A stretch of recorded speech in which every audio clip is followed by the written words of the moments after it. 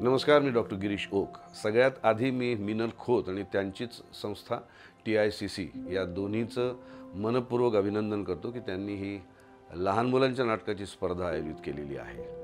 आणि त्यांनी या स्पर्धेचं नाव अतिशय उत्तम ठेवलेलं आहे, ते म्हणजे अतुल परचुरे बालकला करंडक स्पर्धा। तर हे नाव करेक्ट आहे या स्पर्धेसाठी, कारण अतुल परचुरे हा बालकलाकार म्हणूनच आधी नावरूपाला आला आणि मगच तो पुढे मोठा कलाकार झाला।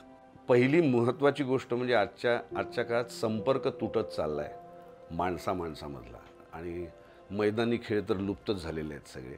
तर लहान मुलांचा संपर्क त्याच्या वयाच्या मुलांशी, त्याच्यापेक्षा थोड्या मोठ्या किंवा छोट्या वयाच्या मुलांशी आणि एकंदर खूप माणसांशी त्या नाटकाच्या तालमीमुळे येतो। नाटक हे संपर्काचं आणि संवादाचं एक खूप प्रभावी माध्यम आहे।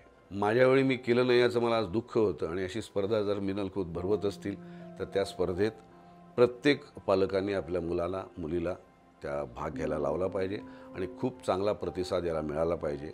आणि मी या स्पर्धेला खूप खूप शुभेच्छा देतो आणि ही स्पर्धा यशस्वी होईल आणि खूप नावारूपाला येईल अशी माझी खात्री आहे, माझी इच्छा आहे।